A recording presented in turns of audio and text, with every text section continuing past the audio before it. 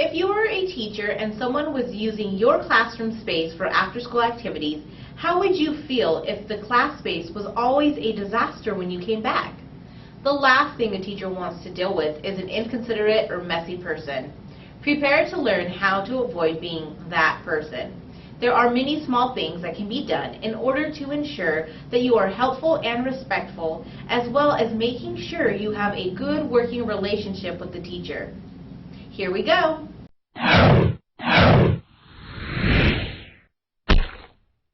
Welcome to another Consult for Kids 3-Minute Mini. This is Sharing Space with me, Audrey Glenn. When using classroom space primarily used by someone else, one must always be thinking about the best way to build a relationship with the teacher in order to work together. The biggest thing to remember here is respect. This is not your classroom. Always defer to the teacher and do everything that you can to respect their space. Some of the best ways to do this are 1. Talk with the teacher, 2. Discuss with the students, and 3. Clean up. Talk with the teacher. The best thing to do when getting a new classroom is to talk with the teacher. Find out what the expectations are. Talking with the teacher is the key to this entire interaction. If you do not know what the teacher needs, you won't get very far. Do your best to make time to interact with the teacher one-on-one before using the space. This will be the perfect time to talk about the teacher's expectations, specifics, do's and don'ts, and so on. The single biggest thing here is to understand the rules. Do not deviate from the rules the teacher lays out, even if it seems too strict or too loose. Remember, you are a guest in this space. This is when you need to get specifics as well. Ask if it is okay to put down masking tape for games or to bring in music, snack, or any other items that are unusual. If you have time, run over your plan of action with the teacher. This way, if there are anything that you are doing that would create a problem for the teacher, they would let you know and then you can modify your activity. If you are not sure about anything, just ask. That is the whole point of meeting with the teacher. When in doubt, find out. Discuss with students. Apply what you have learned from talking to the teacher here. Let the students know what rules are in place and explain to them the importance of respecting the property of others. The knowledge you gain from talking with the teacher must be shared with the youth in your program. Let them know what the teacher expects and be sure to make it obvious that you are backing the rules set by the teacher 100%.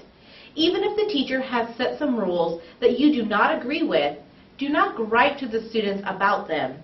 This will set a bad example and encourage an insubordinate and rebellious attitude. Encourage students to take an active role in respecting these rules. Revert back to the rules each time when someone is not following them. For example, a teacher might not want any students behind their desk. If a student starts to cross that invisible line during the after-school program, ask someone in the classroom to refer back to the rules about why it's important to not go behind the desk. This kind of real-time feedback will cement the rules in the collective brains of your students. Cleanup. Follow the end-of-the-day routine for cleanup and use student leaders to facilitate it.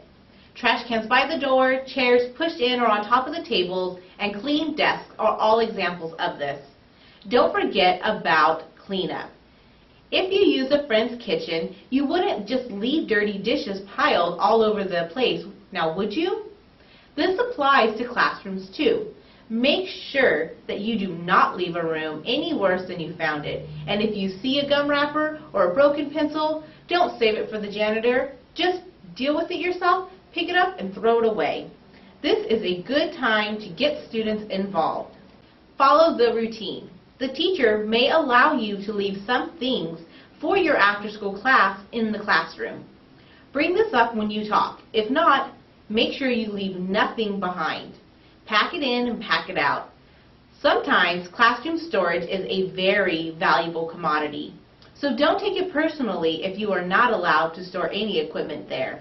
Now remember, when you are in a class as a guest, it will always help if you 1. Talk with the teacher, 2.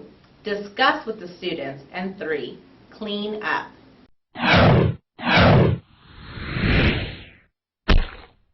Thank you for watching another Consult for Kids 3-Minute Mini, Educational Services for After School.